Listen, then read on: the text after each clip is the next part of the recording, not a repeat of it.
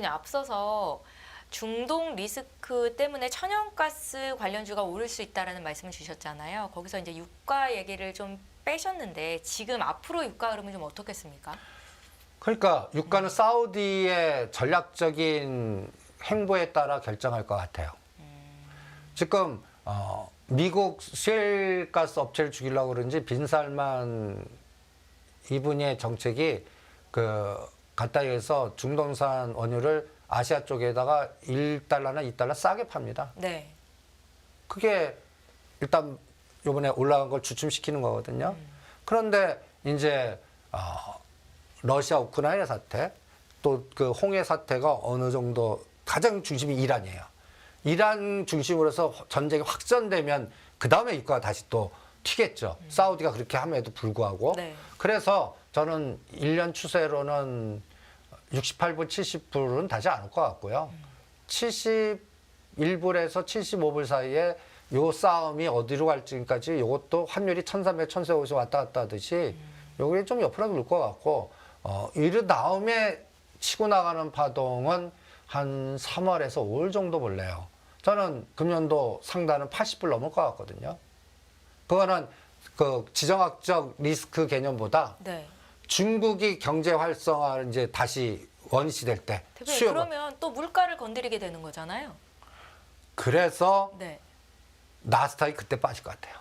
3월에서 5월쯤 지나서요. 예. 지금 우리가 나스닥은 오히려 지금 급등하지 않았습니까? 근데 우리는 반대로 가잖아요. 네. 이게 우리는 그게 지정학적 리스크나 이런 것들이 더 두둑에 맞았고, 미국은 오히려 나스닥이 14,500에서 지금 다시 15,000가 되돌림 줬고, 그 다음에 되돌림 줬다가 다시 빠지는지 여부는 간단히 얘기해서 그 금리 인하 속도. 그런데 유가가 다시 올라가면 금리 인하는 뭐 상반기 어려울 수도 있겠다 생각이 드네요. 저는 6월 달에까지는 힘들다고 보거든요. 그러니까 이게 아직 판단이 안 돼요. 네. 그러는데 한 3개월, 5개월 훅 갈 것 같아요. 그래서 오히려 지금 제가 걱정하는 거는 미국 시장이 급락할 때 우리 시장은 어떨까? 디커플링 돼야 되거든요. 거꾸로 올라가야 돼요. 이번에 미국 시장 올랐는데 우리는 더 빠졌어요. 그럼 미국 시장 빠질 때 우리가 디커플링 돼야 되잖아요. 쉽지 않은 근데 일일 것 같은데요. 인지가 쉽지가 않을 것 같아요. 네.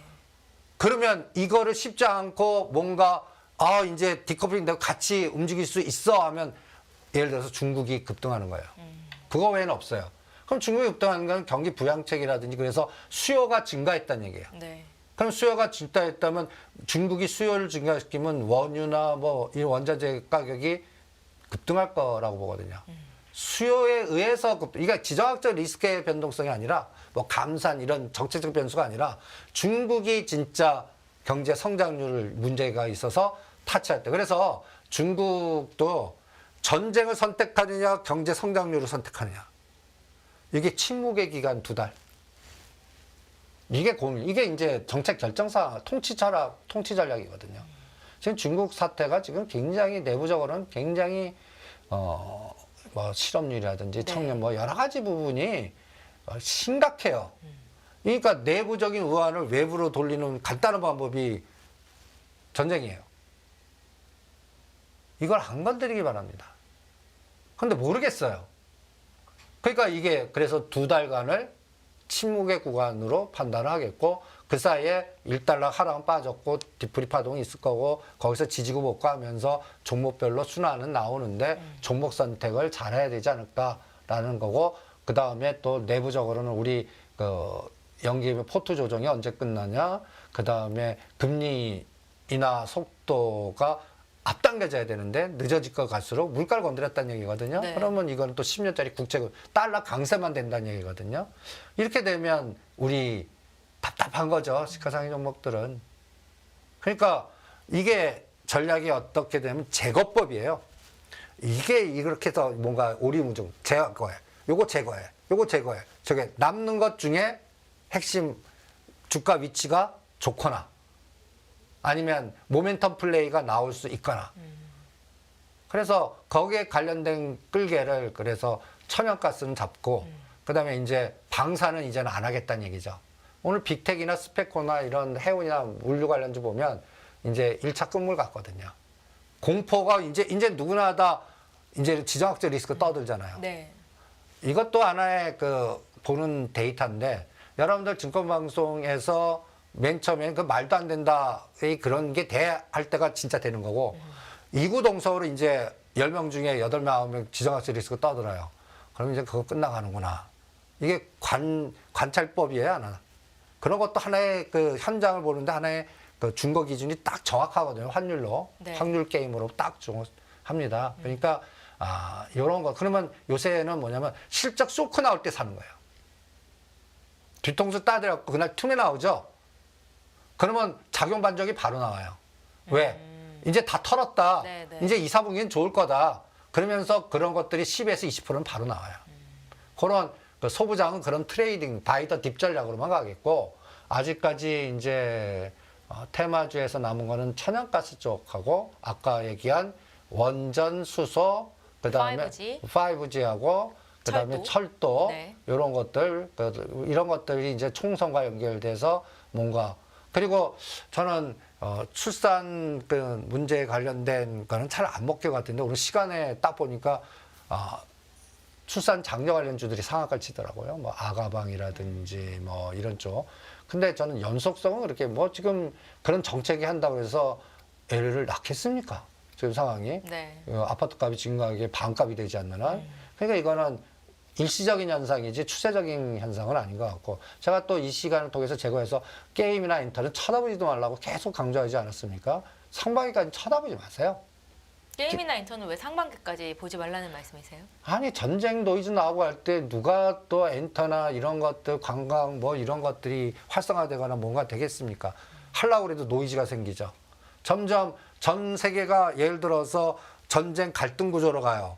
그럼 모든 편성이 어떻게 돼요? 오락, 문화 이런 것들이 다 통제가 됩니다. 이거를 이길 개인 기업 없어요. 그러니까 자꾸 갖다 얘기해서 계속 추세적인 하락이 나오는 거죠. 사람들이 이제 그런 걱정 안 하는 세상이 될 때 갖다 얘기해서 오락, 게임 이런 것들이 활성화되는 거거든요. 저는 6개월 동안, 앞으로도 6개월 동안 그쪽은 쳐다보지 마십시오. 뒤풀이 파동도 하지 마시고. 여행주나 항공주는요? 여행주나 항공주는 여기서는 좀 차별화가 될 것 같아요. 간단히 얘기해서 약간 저가 항공주들은 뭔가 단타는 나올 것 같은데. 네. 그런데 이것도 지금 달러 강세로 가면 원화 약세, 엔화 뭐 이거 상대적인 부분에 따라서 이것도 좀 오차가 생길 수가 있거든요. 그러니까 그래서 저는 항공주도 별로 매력이 없어요. 그래서 이렇게 제거 하다 보니까 네네. 딱 남는 게 5G, 원전, 전력망. 원전은 제외? 원전은 핵심이죠. 정부가 이제 죄송합니다. 방산이랑 헷갈렸네요. 네. 예, 그렇죠. 예. 방사는 방산이 제외, 원전은 들어가고. 방산도 가만 보세요. 네. 요새 LIG 넥슨, 하나 에어로스페이스, 한국우주 떠듭니까? 빅텍 스파코가 뭐 상하가 치고 이런 거기서 나오면 질이 엉망무시하게 나쁜. 시가총액이 적은 예. 종목들 위주로 급등세가 나오고 있죠. 예, 그러니까 이거 세력주 게임들이거든요. 이거 일반 투자자들이 그런 걸 하시겠어요? 근데 그런 것들이 상하가 치고 이런 거라고요. 그런 것들은 1,000만 원, 2,000만 원 해갖고 단타 게임만 해야지 이걸 뭐 몇천억, 몇억 할 수 있는 종목이 아닙니다. 그러니까 그런 종목들이 된다는 얘기는 전쟁 방산도 질이 얼마나 나빠요. 이런 것들은 가짜에 의해서 바닥에서 더블 갔어요. 순식간에 반토막됩니다. 매출단도 안 나오고 이게 테마로 가는 거니까. 그러면 이런 것들 할 때는 금액을 적게 대도 잡고 들어가셔야 되는데 이미 다 늦으셨어요. 네. 하지 마시라고요. 대신 원전에서는 정부의 정책 방향성이 꾸준하게 가거든요. 그러니까 이 부분은 한 3년 정도 하셔도 돼요. 그리고 세계도 마찬가지예요. 네. 사우디도 그렇고 독일도 그렇고 유럽도 그렇고 심지어는 이제 탈원전 쪽이 망가지면서 뭔가 이제 원전을 다시 재개하거나 지금 이 탈원전이나 이런 전쟁에서 가장 수혜본 게 미국입니다. 엄청나게 천연가스 장사하고 무기 장사하고 그러니까 지금 미국이 최대 수혜해갖고 지금 미국 정말 독야청청하는 거거든요. 근데 이게 이제 저는 트럼프가 공화당 1위 후보가 돼서 당선 확률이 높아지면 네. 여기도 변화될 것 같아요. 그래서 뭔가 이러한, 그러니까 이게 다 들여다보면서 여기 걸리고 뭐가 찝찝하고 이러면 다 제거시켜버리는 거죠. 그러니까 거기 핵심 남는 것만 해보겠다는 얘기입니다. 대표님, 지금 성장성이 좀 정체되어 있는 식품이나 유통 쪽에서 제약 바이오 쪽에 대한 투자를 좀 늘리고 있는 추세잖아요. 제약 바이오 쪽은 언급이 없으시네요. 아니, 셀트리온이 한 게임 끝났잖아요. 23만 원, 지금 18만 원. 그럼 셀트리온한테 물어볼래요.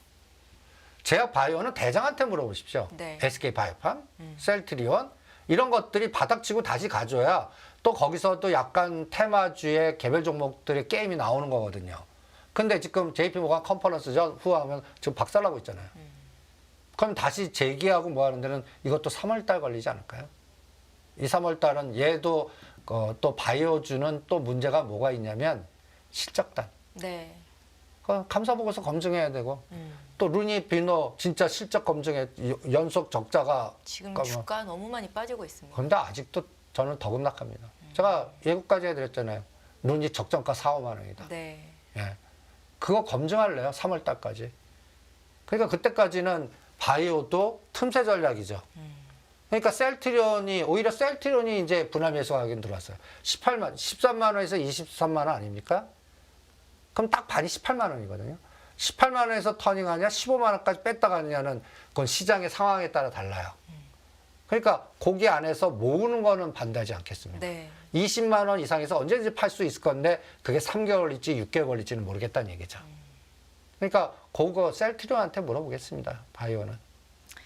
예, 잘 알겠습니다. 오늘 코스피 지수가 2% 넘게 빠졌는데 뭐 그간 2선은 지켜야 한다고 했던 2450선이 붕괴된 오늘 일단은 1차 바닥은 확인이 된 것 같다라는 말씀을 앞서서 주셨었고 앞으로의 대응 전략을 어떻게 짜가야 하나 거기에 대한 아이디어를 팔로우 더 맨을 통해서 좀 확인을 해봤는데요. 마지막으로 이번 시장의 가장 중요한 기준을 어디에 두고 설정을 하고 또 일주일을 버텨야 되는 건지 좀 여쭤볼까요? 모든 종목이 10월 달 저점을 지지하나 붕괴하나. 10월 저점이요. 2270이요. 지금 일부 뒤통수 맞는 거는 2270을 공격하고 있는 종목들이 있습니다. 네. 예를 들어서 PI 첨단 소재입니다. 영업이익이 마이너스 90% 감소해요. 적자 전환됐고. 주가 보세요. 여기가 작년 10월달 저점입니다. 지금 거기 와 하고 있어요. 네. 얘는 벌써 지금 종합주가지수 2400대인데 2270 정도 수준을 공격하려고 그래요. 또 우량주도 있어요. 그거 깬 것도 있어요. L전자입니다. 네. L전자는 깼어요. 작년 10월 달이 93,000원인데 지금 9만 원입니다. 52주 신저가네요. 예. 네. 이거는 2270 주가도 깨고 있어요. 엔솔도 마찬가지입니다. LG 이노텍도 마찬가지고. 벌써 10월 27일 저점을 공격하고 있는 IT 종목들이 비주기세예요. 네. 이게 이게 검증돼야 돼요. 그래서 모든 기준을 10월 27일 이 네 종목이 얼마였나. 그런데 이거를 깼나 안 깼나. 깨고 있다는 얘기는요. 이게 감사보고서 불확실성이 커졌거나 뭔가 문제가 있다는 거야. 받아 확인하고 가야 돼요. 네. 그리고 여기서 주도한 기업들은 그 상승폭의 반을 깨면 안 돼요. 그래서 그런 것들은 지지 않아. 이런 것들을 10월 말 거점을 기준으로 해서 내가 갖고 있는 종목의 위치 파악을 하는 게 가장 중요한 기준 바로메타 같습니다. 그거를 여러분들 보유 종목을 10월 달 저점 얼마고 그 다음에 종합주가지수가 1월 1일 고점 때 그 고점 때 얘는 얼마고 지금 현재 위치는 얼마서 그거를 4등분 해갖고 중심가 위에 있나 아래에 있나 121선 위에 있나 아래에 있나 이것만 판단하시면 에너지를 느낄 수가 있으실 겁니다. 그거를 파악하면 마이너스 에너지들을 120 밑에 있거나 중심을 깼거나 그러면 이거는 바닥 아직 확인 안 됐다는 얘기예요. 네. 오히려 120 위에 있고 상승폭에 반해서 수급 들어오고 그리고 120선은 우상향해서 21선과 120 사이에서 터닝해주면 그런 것들이 오히려 뒤풀이 파동이 나오거나 뭔가 에너지가 살아있는 거고요.